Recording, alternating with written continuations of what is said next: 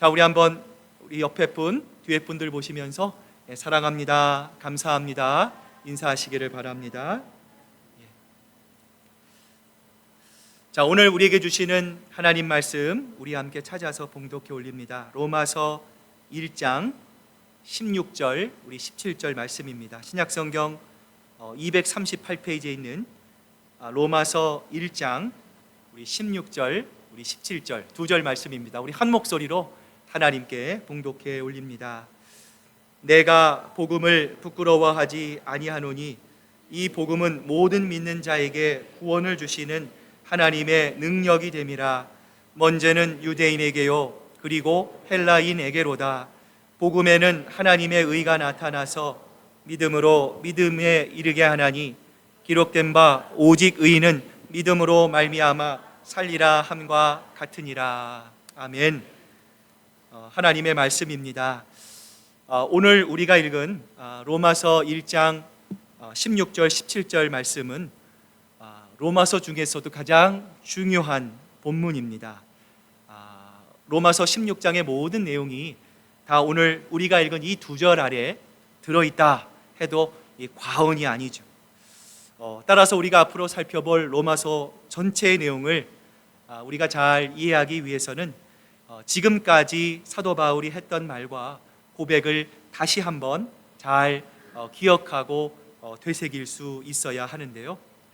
자, 우리 로마에 가신 분들은 아마 아실 겁니다. 로마에 가면 신성한 장소로 여겨지는 7개의 언덕, The Seven Hills of Rome이라고 하는 곳이 있어요.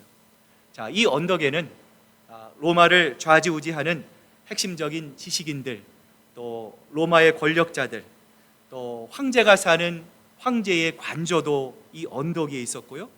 또 수없이 많은 헬라와 로마의 신들의 또 조각상, 신전들이 바로 이 언덕 꼭대기에 자리 잡고 있었어요. 자, 이 언덕들은 로마의 도심 꼭대기에 우뚝 솟아 있었고 언덕 아래에 있는 하층민들, 아래에 사는 노예와 종들을 바라보고 있었어요. 자, 언덕 아래에는 하층민들, 노예들이 살고 있었어요. 그들은 항상 이 언덕 꼭대기에 있는 로마의 신전들, 황제의 관전을 쳐다보면서 그 신들을 향해 자신의 소망과 자신의 소원을 빌곤 했습니다. 자, 그런데 놀라운 일이 있어요. 이처럼 저지대에 살던 사람들, 낮은 곳에 흩어져 있었던 로마 교회의 믿음, 로마 교회에 있었던 로마 성도들의 믿음이 당시 온 로마 교회의 신선한 충격으로 드러나고 전파되기 시작했다라는 것. 자, 이러한 사실이 로마서 1장 8절에 이렇게 기록되어 있어요. 먼저 내가 예수 그리스도로 말미암아 너희 모든 사람에게 관하여 내 하나님께 감사함은 너희 믿음이 온 세상에 전파됨이라. 바울은 이 사실로 인하여 지금 하나님께 감사하고 있어요.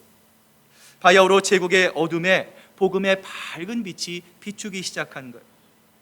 그것은 모든 믿는 자에게 구원을 주시는 하나님의 능력, 하나님의 복음의 능력 때문이었어요. 이러한 사실은 바울에게 정말 커다란 충격이었을 것입니다. 그리고 나아가 가슴 벅찬 감사의 제목, 기도의 제목이었을 거예요.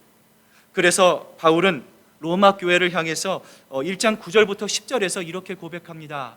항상 내 기도에 쉬지 않고 너희를 말하며 어떻게 하든지 이제 하나님의 뜻 안에서 너희에게 나아갈 좋은 길 얻기를 구하노라. 바울은 비록 로마 교회를 개척하지는 않았습니다. 그러나 이러한 좋은 소식들, 로마 교회의 믿음이 온 로마를 비추고 많은 사람들로부터 칭송받고 있다는 그 소식을 들으며 바울은 로마 교회를 위해 9절에 보시면 쉬지 않고 중보기도 했다 말씀합니다. 더 나아가 10절을 보시면 바울은 그들을 정말 만나보기를 원했어요. 11절에 나오는 것처럼 이들을 만나 그들의 신앙의 이야기를 듣고 더 나아가 자신에게 주신 신령한 은사로 로마 교회를 더 견고하고 굳건하게 세우기를 사도 바울은 원했어요. 그런데 이상하게도 하나님이 이 바울이 로마에 가는 것을 막으시는 거예요. 이런저런 상황을 통해서 하나님은 이 사도 바울이 로마로 향해 가는 길을 막으셨어요. 그래서 사도 바울이 로마서 1장 13절에서 이렇게 고백합니다. 형제들아, 내가 여러 번 너희에게 가고자 한 것을 너희가 모르기를 원하지 아니하노니 이는 너희 중에서 다른 이방인 중에서와 같이 열매를 맺게 함이로되 지금까지 길이 막혔다 고백합니다. 내가 로마 교회에 가기를 원합니다. 내가 꼭 그곳에 가겠습니다. 사도 바울이 수차례 언급했어요. 그런데 출발하자 자꾸만 길이 막힙니다. 복음으로 인해 그들을 더 굳건히 하기를 원하고 복음을 자기가 받은 신령한 은혜를 통해서 로마 교회를 견고하게 세우기 원하는 간절한 마음이 있었는데 그 마음이 좌절되다 사도 바울은 마침내 붓을 들기 시작했습니다. 로마 교회를 통해 편지를 통해서라도 복음을 전하고 그들을 견고하게 서게 하고 싶었던 것이지. 이것이 바로 바울이 로마서를 쓰게 된 계기였어요. 자, 그렇다면 바울이 로마 교회 성도들에게 전하기 원했던 복음, 나아가 자신을 굳건하게 붙들었던 사도 바울의 그 마음의 중심에 있었던 복음의 핵심은 과연 무엇이었을까요? 오늘 그 네 가지의 복음의 핵심을 함께 살펴보고자 합니다. 자, 첫 번째 복음의 핵심은 무엇입니까? 복음은 자랑스러운 거예요. 사도 바울은 내가 복음을 부끄러워하지 아니한다 고백합니다. 여러분, 이것이 얼마나 놀라운 고백인지 아십니까? 사도 바울이 복음을 부끄러워하지 않았던 것은 그가 형편이 좋았고 그가 여건이 좋았기 때문에 복음을 부끄러워하지 않았던 것이 아니에요. 당시 로마는 어떻습니까? 정치와 경제와 문화와 군사의 중심적이었어요. 로마에는 최고의 권력과 영화를 가진 이 황제가 마치 신과 같이 숭배되고 있었어요. 그것에 비하면 십자가에 죽은 예수의 복음은 어땠습니까? 예수의 복음은 너무나 초라했습니다. 로마의 교회는 완전히 무시됐어요. 나중에는 엄청난 핍박과 환난과 고난을 받은 교회였어요. 그 결과 예수를 믿는 사람들은 카타콤과 같은 지하의 무덤 속에 들어가기도 합니다. 자기가 가지고 있는 모든 것을 다 빼앗기기도 했어요. 아무 저항 없이 죽어갑니다. 십자가에 못 박히고 경기장에서 짐승에게 갈기갈기 찢깁니다. 이런 상황 속에서 어느 누가 예수를 믿고 싶었겠어요? 예수를 믿는 것이 그 당시에 너무나 부끄러운 일이었고요. 그로 인해서 복음은 조롱을 받을 수밖에 없었다라는 거예요. 제가 어린 시절 저희 아버님이 장남이셨어요. 장남이기 때문에 저희 아버님의 가족은 예수님을 믿지 않았습니다. 1년에 한 번 꼭 제사를 지내야 됐어요.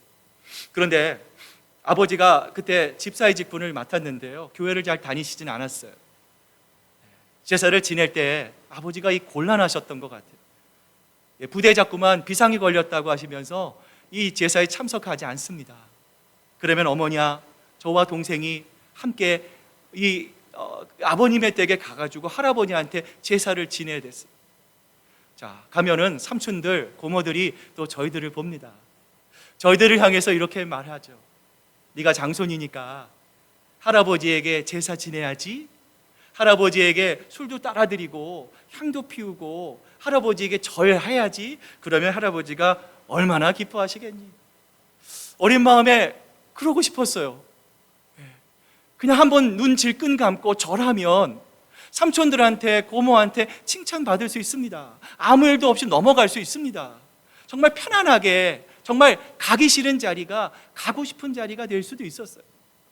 그런데 어머니를 보니까 차마 그럴 수가 없었어요. 너무나 속상하고 억울한 마음에 그 제사상 앞에서 무릎 꿇고 주기도문을 외우면서 왜 그렇게 눈물이 나는 줄 모르겠습니다. 그때는 이해가 되지 않았어요. 너무나 어린 마음이었지만 저도 모르게 복음이 너무나 부끄러웠던 것 같아요. 사랑하는 여러분, 여러분은 어떻습니까? 여러분 세상에 나가서도 자랑스럽게 복음을 증거하고 있습니까? 나에게 불이익이 되더라도, 때로는 나에게 손해가 되더라도 내가 알고 있는 복음, 예수 그리스도의 복음을 여러분의 삶을 통해서, 여러분의 세상 속에서 안 믿는 사람들에게 담대히 증거하고 있습니까? 사도 바울은 오늘 로마 교회를 향하여, 로마를 향하여 자신은 복음을 조금도 부끄러워하지 않는다 선언하였어요.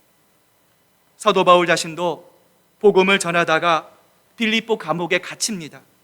데살로니가 교회에서는 복음을 전하다 추방당해. 베레아에서는 돌을 맞고 그 위기에서 탈출했어요. 아덴에서는 그가 조롱을 당했고 복음을 전하다가 헬라인에게 무식한 사람 취급을 받았어요. 그리고 마침내 유대인에게 자기가 복음을 증거하는 것 때문에, 복음을 부끄러워하지 않는 것 때문에 거치는 돌이 되었다, 사도 바울이 고백합니다. 그러나 이 모든 역경과 어려움 속에서도 사도 바울은 복음을 두려워하지 않았어요. 그는 복음을 자랑스러워했습니다. 그래서 그는 어려움과 고난 속에서도 복음을 전하고 또 전하고 또 전했던 거예요. 두 번째로 바울이 로마 교회에 전하고 했던 복음의 핵심은 무엇입니까? 자, 그 전에 화면을 한번 보여주시길 바랍니다. 자, 한번 따라해 보시길 바랍니다. 예수 그리스도를 통해서만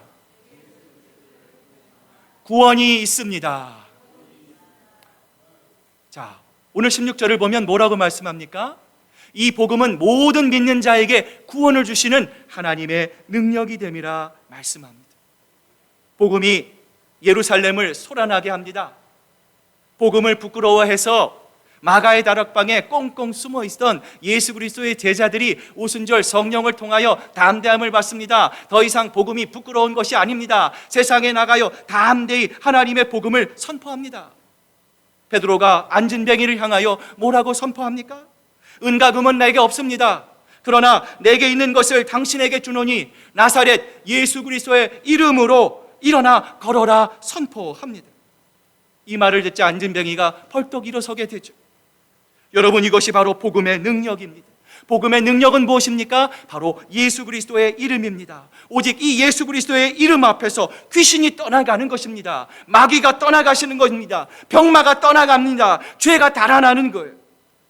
그래서 주님은 승천하시기 전에 우리에게 이렇게 말씀하시죠. 오직 성령이 너희에게 임하시면 너희가 권능을 받고 예루살렘과 온 유다와 사마리아 땅끝까지 이르러 내 증인이 되리라 하시니라. 복음을 전하기가 쉽지 않습니다. 복음을 전하면 너무나 많은 원수의 공격이 있어요. 사람들이 그 마음을 알면서도 교회로 발걸음을 옮기지 않습니다. 복음이 복음처럼 인정받지 않습니다. 이러한 각박한 세상 속에서 복음을 전하기 위해서 필요한 것이 있어요. 그것이 바로 복음의 능력이요 성령의 권능인 것이죠. 하나님은 우리에게 이 성령의 권능을 약속하신 거예요. 그러므로 우리가 복음을 전하고 생명을 살리는 이 귀한 일을 기쁘게 감당하기 위해서 먼저 성령으로 충만받을 수 있어야 한다는 거예요. 세 번째로 바울이 전하고자 했던 복음의 핵심은 무엇입니까? 자, 복음 구원은 하나님이 주도하신다라는 거예요. 여러분, 복음의 헬라어가 무엇입니까? 유앙겔리온이죠. 자, 이 유앙겔리온이라고 하는 말은 두 단어가 합해진 말이에요. 자, 이 사절과 파송된 자라고 하는 앙겔로스와 좋은 또 선한이라고 하는 뜻을 가진 이 유가 합쳐진 말이 바로 이 유앙겔리온이에요. 자, 그래서 이 복음이라는 말의 원래 뜻은요, 전쟁에서 승리했다는 소식, 그 같은 깊은 소식을 전하는 자에게 주어지는 보상이라고 하는 말이 원래 이 복음, 유앙겔리온이라고 하는 말이에요. 자, 그런데 이 말이 성경에 차용되면서 하나님께서 인간을 구원하시기 위해 예수 그리스도를 통해 주신 기쁨의 복된 소식이 바로 이 유앙겔리온 복음이라는 거예요. 자, 그래서 영어로 복음을 뭐라고 부릅니까? 굿뉴스, 복된 소식이라고 부르는 것이죠. 자, 이 복음이 정말 굿뉴스입니다. 복음이 정말 이 복된 소식입니다라는 것을 모르는 사람들이 없어요. 자, 그런데 예수님을 알지 못하는 누군가가 여러분에게 다가옵니다. 여러분에게 이렇게 질문할 수 있어요. 복음이 무엇입니까? 제가 교회 나가고 싶은데 구원이 무엇입니까? 만약 여러분에게 물어본다면 여러분은 뭐라고 대답하시겠습니까? 자, 그 전에 여러분에게 한번 질문을 드려보겠습니다. 한번 대답해 보시길 바랍니다. 자, 구원이, 복음이 누구에게서 시작됐고, 자, 구원과 복음이 누구에 의해서 완성되었습니까? 자, 누구로부터 시작됐습니까? 구원과 복음은 하나님으로부터 시작됐고요, 구원과 복음은 누구를 통해서 완성됐습니까? 예수 그리스도를 통해서 완성된 구원의 소식, 기쁜 소식이에요. 자, 그런데 누군가가 여러분에게 복음이 무엇입니까? 물어본다면 여러분 우물쭈물하지 마시고요. 성경 한번 찾아보세요 이렇게 말하지 마시고요. 여러분 이렇게 한번 대답해 보시길 바랍니다. 한번 따라해 보시길 바랍니다. 구원, 복음, 구원이란, 다시 한번요. 복음, 구원이란 성부 하나님에게서 시작되었고 예수 그리스도에 의해 완성된 구원의 기쁜 소식인데, 이 사실을 깨달아 알 수 있도록 도우시는 분이 성령님이십니다. 여러분, 복음이 뭡니까? 세상 사람들이 여러분에게 와서 구원이 무엇입니다? 물어보면 뭐라고 대답해야 돼요? 성부 하나님에게서 시작되었습니다. 예수 그리스도의 완성된 굿뉴스, 기쁜 소식입니다. 그런데 우리가 이 복음, 이 기쁜 구원을 깨달아 알 수 있도록 도우시는 분이 있습니다. 그분이 바로 성령님이십니다. 우리가 이렇게 대답해 줄 수 있어야 된다는 거예요. 그러므로 우리가 복음과 관련해서 절대로 잊어서는 안 되는 한 가지가 있어요. 복음은 처음부터 끝까지 하나님이 주도하시는 사건이에요. 복음은 우리가 할 수 있는 것이 아닙니다. 내가 이루는 것이 아닙니다. 그것은 전적으로 100% 하나님의 선물이라는 거예요. 예를 하나 들면 쉽게 이해될 수가 있어요. 사람이 노력해서 얻는 구원을 촛불로 비유해 보시고요, 하나님이 주시는 복음, 구원을 태양빛으로 우리가 비유할 수 있어요. 태양빛 앞에 있으면, 태양빛을 여러분 이렇게 받고 있으면 여러분 불안합니까? 불안하지 않습니까? 불안하지 않습니다. 태양이 언제 사그라들까? 태양빛이 언제 멈출까? 염려하는 사람은요, 이 세상에 아무도 없어요. 그런데 반대로 촛불 앞에 서 있으면 여러분 어떻습니까? 바람이 불면 이 촛불이 꺼지면 어떡하지? 이 촛불이 사그라들면 어떻게 하지? 염려하고 걱정하죠. 또한 촛불은 넓은 지역을 다 비출 수도 없습니다. 그러므로 인간이 노력해서 얻는 구원은 촛불처럼 언제나 불안합니다. 인간의 선을 통해서, 인간의 공로를 통해서 얻는 구원은요, 완전하지 않습니다. 불안합니다. 지금 내가 정직합니다. 지금 내가 선합니다. 지금 내가 법 없이 살 것 같은 사람들의 인정을 받고 있다 하더라도 여러분, 앞으로 내가 어떻게 변할지 알 수 있는 사람은 아무도 없다라는 거예요. 그래서 에베소서 2장 8절부터 9절에서 사도 바울은 하나님이 주시는 구원, 하나님이 주시는 복음을 우리에게 이렇게 설명하고 있는데요, 우리 에베소서 2장 8절 9절 말씀 같이 한번 읽어봅니다. 시작. 너희는 그 은혜를 인하여 믿음으로 말미암아 이것이 너희에게서 난 것이 아니요 하나님의 선물이라. 행위에서 난 것이 아니니 이는 누구든지 자랑하지 못하게 함이라. 여러분, 만일 우리가 이 에베소서의 말씀을 자랑스럽게 선언할 수 있다면 우리는 구원의 모든 불안으로부터 해방될 수 있는 것이죠. 여러분 기억하십시오. 구원은 사람에게서 난 것이 아닙니다. 구원은 사람이 만든 것도 아니에요. 내가 무언가를 열심히 한다고 해서 구원이 보장되는 것도 아닙니다. 구원은 100% 하나님의 선물이요, 구원은 오직 하나님만이 주시는 선물이기 때문에 그래요. 로마서 5장 8절에도 구원에 대한 또 다른 말씀이 있어요. 우리가 아직 죄인 되었을 때 그리스도께서 우리를 위하여 죽으심으로 하나님께서 우리에 대한 자기의 사랑을 확증하셨다 말씀합니다. 여러분, 복음과 구원은 누가 받을 수 있습니까?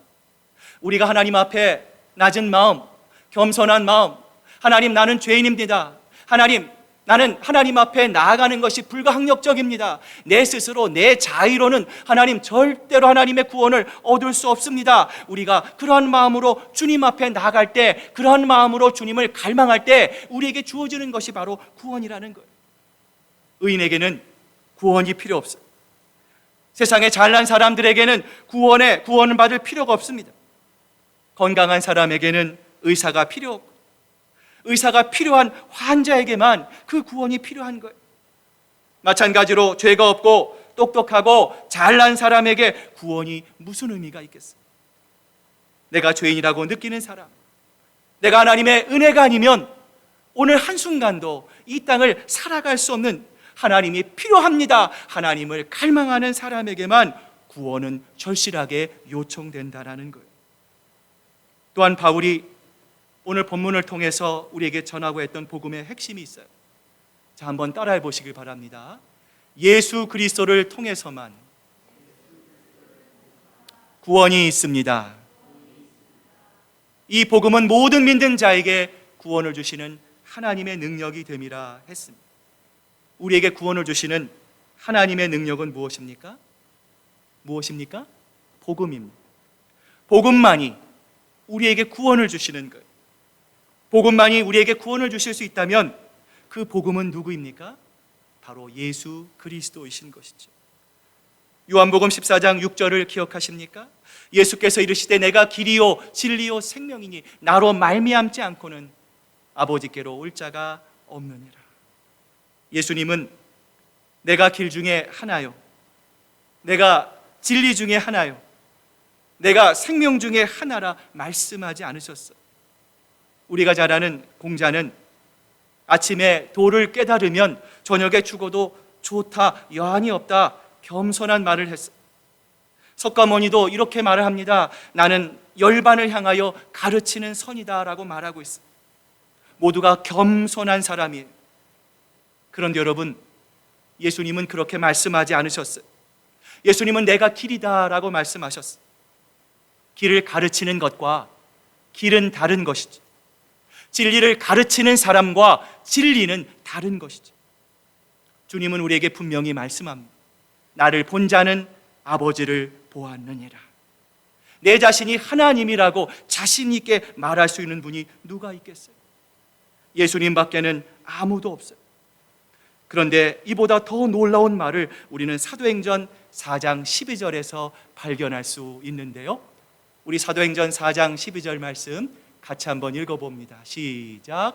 다른 이로서는 구원을 받을 수 없나니 천하 사람 중에 구원받을 만한 다른 이름을 우리에게 주신 일이 없음이라 하였더라. 여러분, 이 말씀으로 많은 사람들이 넘어졌어요. 기독교를 향해 공격합니다. 기독교는 너무나 독선적입니다. 위선적입니다. 그게 무슨 종교입니까? 다른 종교도 종교인데 왜 당신의 종교에만 구원이 있다고 얘기합니까? 다른 건 진리가 아니란 말입니까? 지금도 많은 사람들이 우리 기독교가 믿는 복음, 우리 기독교가 믿는 이 구원에 대해서 공격하고 있어요.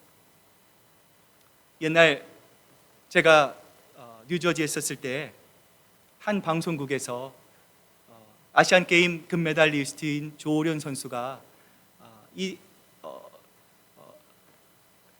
부산과 일본 사이에 있는 그 현해탄을 수영으로 건넌 적이 있었어요. 여러분, 현해탄은 수영을 잘하는 사람은 도전할 수 있는 것입니다. 그런데 우리 가운데 내가 태평양을 수영해서 건너겠습니다 이렇게 말하는 사람은 아무도 없어요. 왜 태평양을 수영해서 갈 수 없습니까? 태평양을 수영하러 간다는 것은 불가능하기 때문에 그래요. 수영한다면 반드시 죽을 수밖에 없기 때문에 그렇습니다. 현해탄이나 한강, 이 스노우미시 강은 내가 수영을 잘하느냐, 수영을 잘 못하느냐가 문제가 될 수 있습니다. 그것을 통해서 건너갈 수도 있기도 하고 건너가지 못할 수도 있어요. 그런데 태평양을 건너가는 데는 내가 헤엄을 잘 치느냐, 헤엄을 잘 치지 못하느냐는 아무런 의미가 없어요. 마찬가지죠. 어떤 사람이 좀 더 착합니까? 어떤 사람이 좀 더 죄를 덜 지었습니까? 하는 것은 천국에 가는데 아무런 문제가 되지 않는다라는 거예요. 아무리 착한 일을 많이 해도, 아무리 선행을 많이 쌓아도 우리는 천국에 갈 수 없어요. 천국에 갈 수 있는 길은 오직 하나입니다. 예수 그리스도 한 분밖에 없어요. 상대적인 구원을 위해 공헌하는 종교들이 우리 주변에 많이 있어요. 이 지상에 있는 동안 우리가 이룰 수 있는 일들이 여러 가지 방법으로 많이 있습니다. 그럼에도 불구하고 천국 갈 수 있는 길은 오직 한 길뿐이라는 거예요. 한국 가는 비행기를 우리가 시애틀에서 타고 인천공항으로 갑니다. 여러분, 그때 내가 한국에 좀 더 빨리 가보겠다고 한국으로 가는 그 비행기 안에서 여러분 뛰어다니는 사람을 본 적이 있습니까? 아니죠. 비행기는 그냥 타고 있으면 됩니다. 내가 움직여 가는 것이 아닙니다. 비행기가 나를 목적지까지 실어다 주는 것이죠.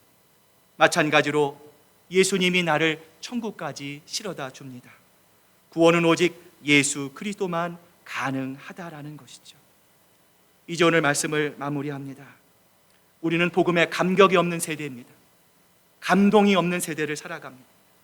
포스트 모더니즘, 모든 것이 상대화된 사회에서 어떻게 그리스도만이, 어떻게 예수 믿는 것만이 절대화가 될 수 있느냐 비난받는 그러한 세상 속에서 우리가 살아갑니다. 사람들이 우리를 공격합니다. 우리가 믿는 예수 그리스도를 증거하면 사람들은 불편해합니다. 그러나 여러분, 태양이 하나여서 불편한 적이 있습니까? 태양이 두 개가 아니어서 불편한 적이 있습니까? 태양은 하나입니다. 나를 낳으신 부모님도 한 분입니다. 천국 가는 길도 하나입니다. 하나님도 한 분입니다. 진리는 하나입니다. 그 진리이신 분이 바로 우리가 아는 예수 그리스도이십니다. 그분이 복음과 구원을 친히 이루신 분이십니다. 이 사실을 기억하시고 주님이 다 이루셨습니다. 우리는 믿기만 하면 됩니다. 주님이 우리에게 주신 이 보석과 같은 선물과 같은 복음과 구원을 누리시고 그 기쁨과 감사와 감격을 여러분의 주변의 이웃에게, 하나님을 모르는 사람들에게 나눠줄 수 있는 하나님의 마음을 기쁘게 하는 저와 여러분 되시기를 주님의 이름으로 축복합니다. 기도하시겠습니다.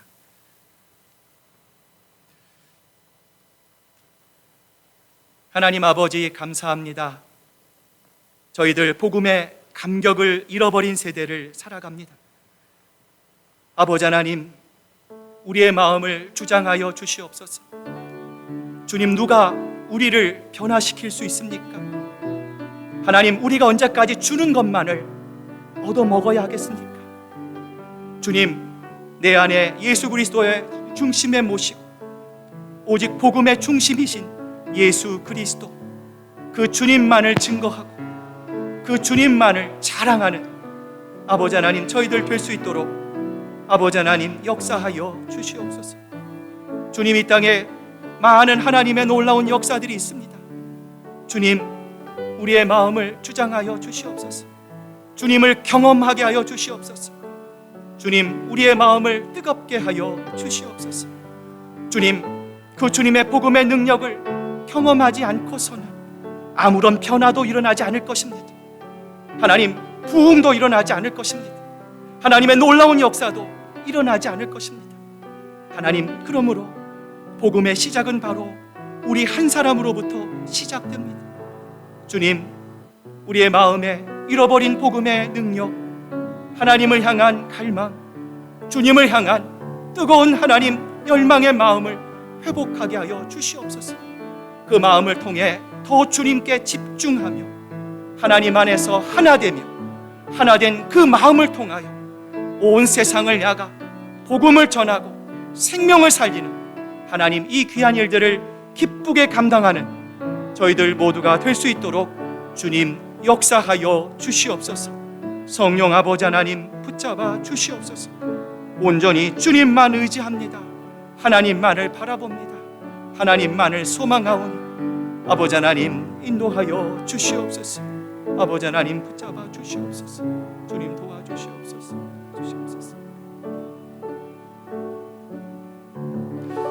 감사합니다. 하나님의 말씀이 말씀으로 인정되지 못하는 세상 가운데 살아갑니다. 우리의 원수 마귀 사탄이 한 영혼이라도 삼키기 위해서 지금도 우는 사자와 같이 우리 주변을 어슬렁거립니다. 주님, 이러한 상황 속에서 아버지 하나님, 우리가 어떻게 해야 하나님의 마음을 경험할 수 있습니까?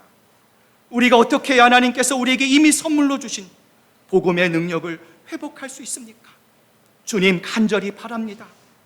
더 이상 기다리지 않기를 바랍니다. 아버지 하나님 멈추지 않기를 바랍니다.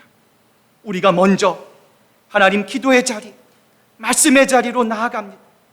하나님을 인격적으로 만나며 그 하나님을 통하여 우리의 차가워진 마음, 우리의 말라버린 마음의 심령이 다시 한번 주님의 은혜의 담비로 적셔 주시옵소서.